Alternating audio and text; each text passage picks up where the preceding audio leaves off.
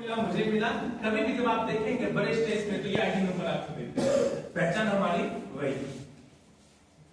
तो इस आईडी की अगर मैं बात बताऊं, संकल्प एसोसिएट के नाम से आईडी है जिसपे कि मैं काम कर रहा हूं और इसमें हाईएस्ट एक महीने का आमदनी चेक कितना गया है 11,20,000। 6 लाख से लेकर के 11 लाख के बीच मेरा एवरेज रेगुलर पे आउट चलता है, कभी 8, कभी 9, कभी 9.5, हाईएस्ट कहां 11,20,000।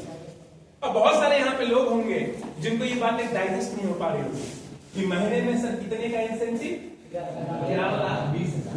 लोग साल का नहीं मेरे पास है, गलत तो नहीं बोल रहा ना, लेकिन ध्यान दीजिएगा, शक मत करना।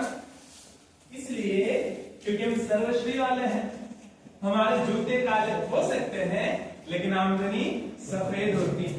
क्योंकि जो भी आमदनी आपको यहाँ पे बताया जाता है खुद आपकी भी इनकम, तो उसमें से 2% टीडीएस कटता है जो भारत सरकार को टैक्सेस जाता है और तब हमारे खाते में आता है। कहते हैं भारत में कहावत बहुत पॉपुलर है, लड़कियों से उनकी उम्र मत पूछो और लड़कों से उनकी आमदनी मत पूछो। तो छुपाते कौन है?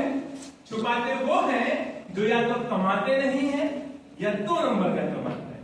तो ऐसा है कि हम कमाते भी हैं और टैक्सेस देकर के 1 नंबर का कमाते हैं, तो हम तो शोर मचा करके बता सकते हैं।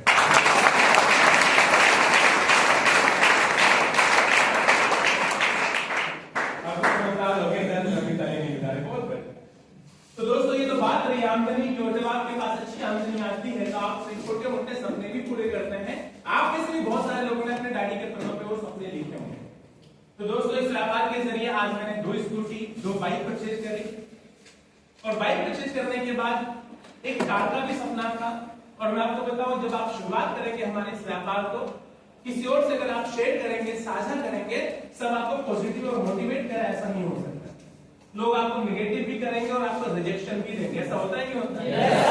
तो दोस्तों मेरी कहानी भी कुछ अलग नहीं, मेरे साथ भी ऐसा हुआ, मुझे भी रिजेक्शन मिला, मैं भी परेशान हुआ, मैं भी नेगेटिव हुआ और अपने सीनियर के सामने जाकर के अपना दुखड़ा रोया। तो मेरे सीनियर ने मुझे एक बात सिखाई। सीनियर ने मुझे बोला, सरफराज जी, मेरा नाम सरफराज है, सरफराज जी, लोग अगर ज्यादा बोले, आपसे बहुत सारा सवाल करें, तो बातों से जवाब मत दो।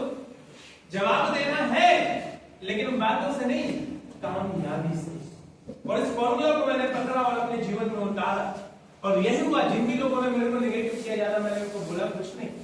मुझे इंतजार था उस कामयाबी का, लगातार मेहनत की और मैंने एक दिन चुना। देखिए, हर घर परिवार में कोई ना कोई एक सुपर हीरो होता है। सुपर हीरो किस सेंस में बोल रहा हूँ? जिसकी घर में बहुत चलती है, दबदबा होता है। किसी के घर में ताऊ जी का, बड़े पापा जी का, किसी के घर में जीजा जी का, किसी के घर में दामाद जी का, कि उनका आगे किसी की नहीं चलती। और हो सकता है वो बहुत नेगेटिव भी करते हैं। तो मेरे परिवार का सुपर विलेन या सुपर हीरो कह लो कौन थे? मेरे मामा जी। मेरे मामा जी मेरी मम्मी का बहुत सारा फॉलो अप लेते थे कि कहाँ भेज दिया लड़के को, बुला लाओ। जैसे हो सकता है आप सभी रामपुर से नहीं, किसी दूसरे इलाके से, दूसरे शहर से, दूसरे राज्य से। तो मेरी भी पैदाइश बिहार की और मैं दिल्ली में रह करके काम सीख रहा था, कर रहा था जैसे आप यहाँ पे कर रहे हैं। तो मेरी मम्मी का फॉलोअप लेते थे मेरे मामा जी की, सरफराज को बुला लो, इतना समय हुआ, मैं कुछ देखता हूँ, मैं कहीं पे नौकरी लगाता हूँ, बहुत सारी बात है। लेकिन मैं मम्मी को समझाता रहा कि नहीं, मुझे मौका दो, मुझे समय दो, मुझे समय दो। एक दिन आया, वो दिन था 30 जून। 30 जून को दोस्तों मेरे पापा और मम्मी की शादी की सालगिरह हुई। वो दिन मैंने चुना और एक दिन पहले पोस्टर रिलीज हुआ। व्हाट्सएप का जमाना है, हमारे साथ वाले जितने लोग हैं, सीनियर जूनियर, सभी ने वो पोस्टर अपने व्हाट्सएप के स्टेटस पे डाला, जिसपे लिखा हुआ क्या है कि कल सुबह 11 बजे फलाने शोरूम में एक कार की डिलीवरी होगी। इसकी तो कार की भी तस्वीर और बगल में मेरी भी तस्वीर। और यकीन मानना दोस्तों, मेरे पहुंचने से पहले 35-40 लोग वहां पर मौजूद थे। शोरूम वाले भी पहले परेशान कि इतने लोग कहां से आते हैं। एक रियलिटी समझो दोस्तों, एक रहस्य को जानिए। आम जिंदगी में जब आपकी 4 व्हीलर निकलेगी या आपकी कार निकलेगी, आप अपने रिश्तेदार को बुलाओगे तो वो नहीं पहुंचेंगे, क्योंकि रिश्तेदार बहुत बिजी रहते हैं। उन्हें ये कारण क्या, ये कारण क्या कारण हो सकता है? जलन। पहले मुझे ऐसा नहीं लगता था, पर मैं इस बात को बहुत अच्छे से समझता हूँ। लेकिन ये क्या, मेरे पहुंचने से पहले 35-40 लोग वहां पे पहुंचे हुए थे। कौन थे ये? ध्यान दीजिएगा, 2 रिश्ते हैं आपके जीवन में। एक वो रिश्ता जो कि खून का रिश्ता है, क्योंकि खून का रिश्ता है तो आप किसी के भाई हैं, किसी के बेटे हैं, किसी के भांजे हैं। और एक वो रिश्ता जो हम यहाँ पे रह करके अपने लोगों के बीच बनाते हैं। हम कंधे से कंधे मिला करके काम करते हैं, एक हॉस्टल में रहते हैं, दोनों साथ में क्लासेस अटेंड करते हैं, साथ में सपने लिखते हैं, इनके सपने पूरे होते हैं, इसका टारगेट पूरा होता है, अगर ये स्टेज पे सम्मानित किया जाता है तो हम तालियां बजाते होता है ना दोस्तों।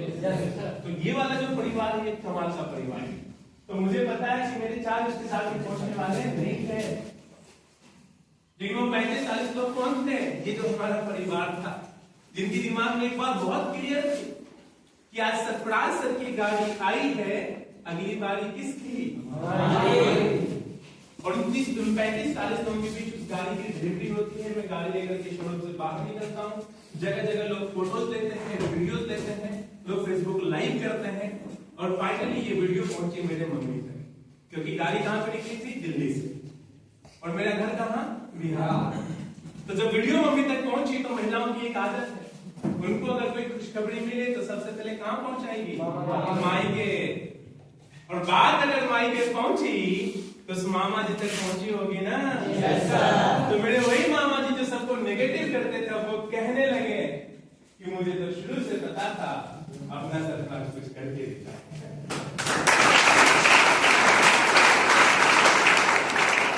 ये बताने का मकसद क्या मेरा दोस्तों? ये बताने का मकसद ये है कि अभी हमारा संघर्ष वाला समय होगा। अभी आप स्ट्रगल करेंगे, आप सीख रहे हैं, आप किसी को कुछ बताकर और समझाने के लिए जाएंगे, वो समझेंगे नहीं, 4 बातें आपको समझा देंगे और आप और मैं परेशान होंगे। और जो आपका सबसे पसंदीदा दोस्त था, आपका मित्र था, लंगोटिया यार, शायद वो यार जब आपने उसने लंगोट पहनना भी नहीं सीखा था, मैं उसकी बात बता रहा हूं, और अभी वो पल्ला झाड़ेंगे, हो सकता है। तो जब हमारा संघर्ष वाला समय होता है, अच्छे अच्छे लोग हमसे रिश्ता तोड़ते हैं, लेकिन जब अपने मेहनत के दम पे 6 महीने 1 साल बिताने के बाद आप कामयाब हो जाएंगे, तो जिन लोगों ने आपसे रिश्ता तोड़ा था वही आकर के आपसे रिश्ता तोड़ेंगे। आज वक्त स्ट्रगल वाला एक दिन आएगा, आपका वक्त बदलेगा, लोगों के मन में जो आपके लिए है उनकी वो राय बदलेगी। कल तक वो आपको कुछ नहीं जानते थे, अब अगर किसी से बात की तो बोलेंगे। मेरा भी एक दोस्त था, वो गया था रामपुर 2 साल पहले, आज एक वो कामयाब इंसान बन गया। एक बार मैं बात करके देखता हूं, अगर तुम्हारा कुछ हो सकता है तो बता। तो वो समय आपको दोस्तों यहाँ पे देना है। तो आज गौर कीजिएगा दोस्तों, 2 स्कूटी मैंने परचेज करी, 2 बाइक मैंने परचेज करी, कार भी परचेज करी, और ये जो कार मैंने पहली कार परचेज करी थी, टोयोटा ग्लेंजा है दोस्तों। उसकी जो कीमत है तकरीबन 10-10.5 लाख रुपए की, और मैं अपने खानदान का वो पहला इंसान बना जिसने की 4 व्हीलर परचेज किया। अभी भी मैं आपने मेरे अलावा किसी और ने परचेज नहीं किया। और ध्यान दो, ये बोलने का मकसद ये नहीं है कि मैं अपने खानदान वालों को नीचा गिरा रहा हूं, नहीं, बिल्कुल नहीं। मैं बस ये बताना चाह रहा हूं कि मेरा रिश्ता, मेरा ताल्लुक ऐसे परिवार। तो उस गाड़ी से मैंने बहुत दोस्तों को फैलाया, जगह जगह मैं पहुंचा, जगह जगह स्टेशन मैंने लिया, जगह जगह ट्रेनिंग मैंने ली, अलग अलग लोगों से मैं मिला। गाड़ी मेरे लिए बहुत लगी रही, बस एक दो कमी थी दोस्तों। उस पुराने गाड़ी में दिक्कत ये थी कि आगे तो एसी है लेकिन पीछे एसी नहीं है।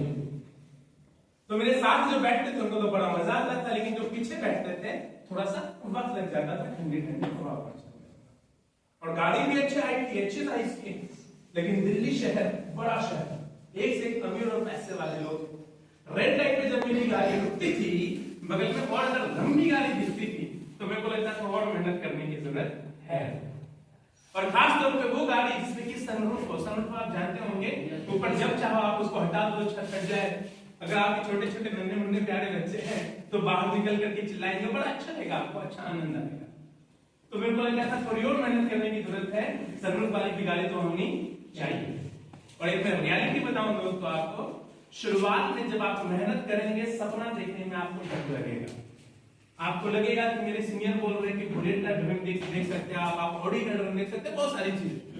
तो शुरुआत में सपने पूरे करने में मेहनत लगेगा आपको, लेकिन बाद में आपके वो भी सपने पूरे होंगे जो आपने ज्यादा सोचा भी नहीं होगा, क्योंकि तब आपका बिल्कुल ऑटो मोड पे होता है। और दोस्तों, जब मैंने ड्रीम बनाया कि नहीं मुझे भी लेनी है कोई गाड़ी, मैंने तुरंत पता करने की कोशिश की, तो 3-4 नई गाड़ी आई थी उस सेगमेंट में। मैंने अलग अलग जगह जाकर के उसका टेस्ट ड्राइव लिया, और 10-12 दिन भी नहीं लगे फाइनल करने में। एक और मैंने नई गाड़ी फाइनल करी, और पुरानी गाड़ी थी तकरीबन 10-10.5 लाख की। मैंने एक और नई गाड़ी खरीदी, फॉक्सवैगन वर्टस। अगर आप गहराई से पता करेंगे तो ऑडी को बनाने वाली यही कंपनी है। जो ऑडी A3 में इंजन लगा होता है वही इंजन इसमें लगा हुआ है। तो पुरानी गाड़ी मेरी 10 साढ़े 10 लाख की, एक और नई गाड़ी खरीदी जिसकी कीमत 20 लाख रुपए।